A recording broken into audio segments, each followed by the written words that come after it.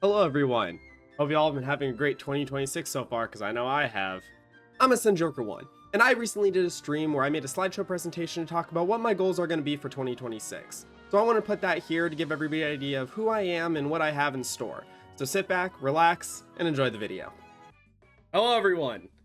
Welcome to my slideshow presentation for my goals of 2026 by AscendJoker1. Me, that's me. Hi, that's me. First of all, happy 2026, everyone. 2025 was a year for some people. Pretty sure it was a year for everyone. It was like 365 days, right? It wasn't a leap year. That was 24. So we all experienced shit, right? Hope it was at least good though for people. I want to talk about my 2026 goals. That's why we're here. But I think we need to go back and talk about my 2025 goals, because I put a video up on my channel talking about my 2025 goals. Set a lot of lofty goals for myself, so let's just go over each and all like the major categories, and I'll just we'll touch base, right? So first, we're gonna start off with YouTube.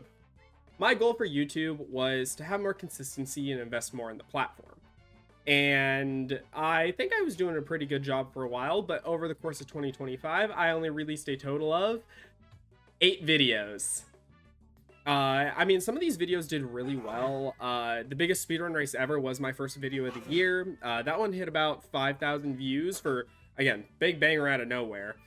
The 2025 video really was predominantly for my just channel intro. Some of the other videos were kind of there to have them. The Mario Party one was another early in the year. It was like January. That was me playing with my friends. Then, as you could see, the Nintendo Direct reaction was in March, right? So there were January to March, there was a bit of a distance. Then the Colors video came out in July. Then the Senia video came out in October. So you could see things were really stretched out. A large portion of that was in part that I set a lot of high goals for myself, which I'll kind of get more into later. But that mixed with some mental health stuff going on, right? I know everyone kind of has it, but I unfortunately suffer just as much. So I had that going on.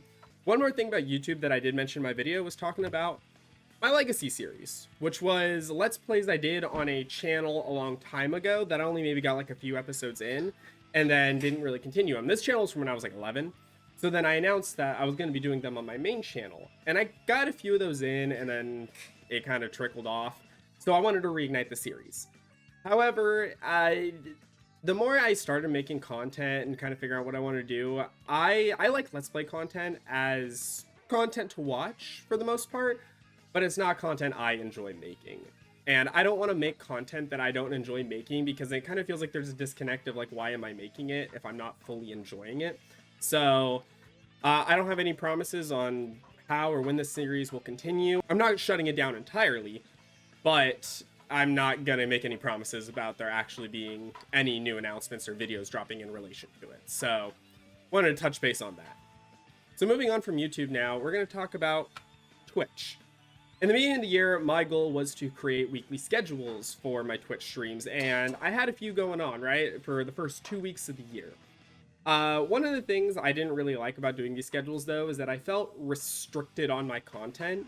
I just didn't know, like, I knew I was going to do Sonic Adventure here, obviously, but I don't know how long it was going to take. I don't know, maybe if I wanted to do something else, and it made me feel like I just only had to do Sonic Adventure 2 content for that day.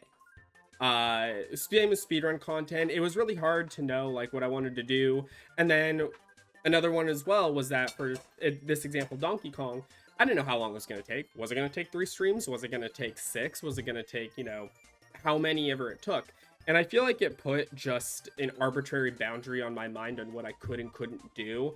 And I didn't really like that stress that I put on myself, which is very arbitrary, but I still felt it, and it did impact the way I was making content. So I will talk about what my plan is going forward, but I just wanted to address this was one of the topics of creating a weekly schedule. Over the last year, I also had a lot of goals when it came to speedrunning. The ones I mentioned in my video were mainly talking about doing Persona 5 Royal runs, Lego Marvel 100%, hitting some multi-Mario goals, and Super Paper Mario. And I just want to talk about how all that went over the last year. So first off, Persona 5 Royal. I started learning the game. I got to maybe the third palace, a good 20 or so hours, like 15, 20 hours or so of content. And then I stopped. The game is very complex. Like, of course, it's a JRPG. It's like 120 hours long to beat casually.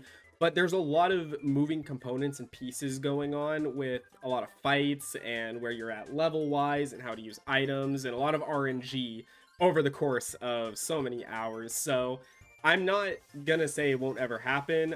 This is, again, one of those situations. I'm not going to promise it'll happen this year, but I still have interest. For Lego Marvel 100%, it gets even better, because all I did was make this map. This was definitely a recency bias thing when I made my video, because I had just beaten Lego Marvel 100%, and was like, wow, this is so fun. Like, I like the idea of routing, like, oh, when would the best be to do this thing on this part of the city that takes you to this side and then do stuff there. And the idea of it was fun. And I started routing it, and I started playing the game, and I just realized, no, probably not. Now, when it came to my multi-Mario goals, there's nothing. I did even less with my multi-Mario goals than I did with my Lego Marvel stuff, mainly because I ended up investing myself very heavily in Super Paper Mario. So Super Paper Mario was a very big influence on me over this past year, and a main reason for that is I ended up becoming friends with a lot of people in the community. And because of that, I set a lot of different times. I talked about improving my 100%, finally doing any percent run at the time. And so here's where I'm at. Currently, as the making of this video, I have a 1248-13 in 100%, a 444-28 in glitchless, a 311-53 in all pixels no Tiptron, a 403-59 in defeat Shadoo, a 129-13 in pip percent, and a 402-40 in any percent. A big reason why I end up grinding out a lot of these times is because all my friends involved in the community were also grinding out the game while I was. And it was an excuse not to only get better for myself, but to also grow alongside these people who I become so close with. So that is why I put a lot of my time into speedrunning Super Paper Mario this last year. Also, in terms of speedrunning, I also want to talk about the online speedrun event that I had spoken of wanting to do. That didn't happen. Two big reasons why are that I have a lack of event participation. I've only ever been to one speedrun event, and that was PACE in the summer of 24. And while I attended PACE, I was there just as an attendee. I didn't know what was going on behind the scenes. I did talk to one of my friends who does host an online speedrun event, and with everything she told me, I realized that I have no management experience as well, which meant everything from promotion to restreaming to getting days together to having a whole Discord and everything that goes into creating the event. I just realized that was way beyond me. I didn't want to start something that is meant for a good cause if I couldn't follow through, because that would just be disappointing to myself and a letdown to everybody who would be invested in this. So an event didn't happen. I don't know when an event will happen, because I would still like to host one at some point in the future, but I need to obviously learn these skills first. So speedrun event to be determined. Now that we're past all the 2025 goals, we can finally talk about what I want to do going forward. 2026, new year, new me, new goals. First off, my YouTube goals. So what I want to do going forward for this whole year is to release at least 2 videos a month minimum. I really do enjoy doing the scripted content I've been making with like the Galaxy Colors video, the Eternal Senia video. That's just been so much fun. It's a lot of effort, but I like having that format because it gives me a bit more control and a lot of delivery on what I want to put out there. I do want to also do some edited streams here and there at points in the year, because I will be doing a large portion of my work on Twitch. I do want to invest more in my Twitch. I will talk about that in a bit here. So that's also what I want to put up. So I want at least 2 videos up a month minimum, right? Minimally, we're going to have 24 videos, new videos up on the channel this year. Now, last year, one of the big reasons I feel like I struggled with YouTube on top of the work and the mental health issues is that I have a lot of different ideas for videos, right? And I would try to work on all these different ideas at once, where it's like I will put a little of my effort here, put a little here, put a little here, put a little here. But ultimately, I only have so much effort to give that nothing would get fully done, right? Just bits and pieces all around. So I reflected on that and I realized that one of the best things I could probably do for myself is to just take a step back and work on one thing at a time. Now, for my Twitch content, my goals are relatively simple.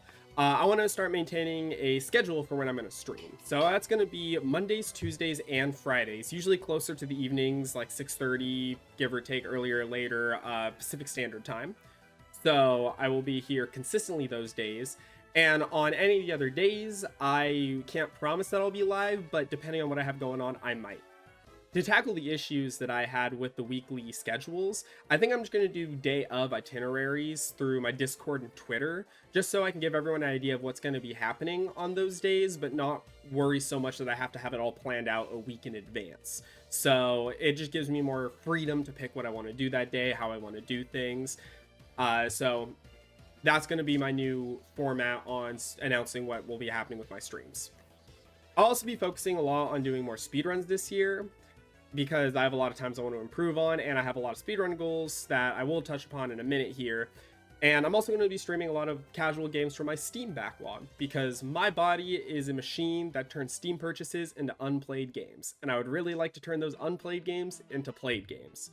So that's going to be my biggest focus on what kind of content I'll be making through Twitch.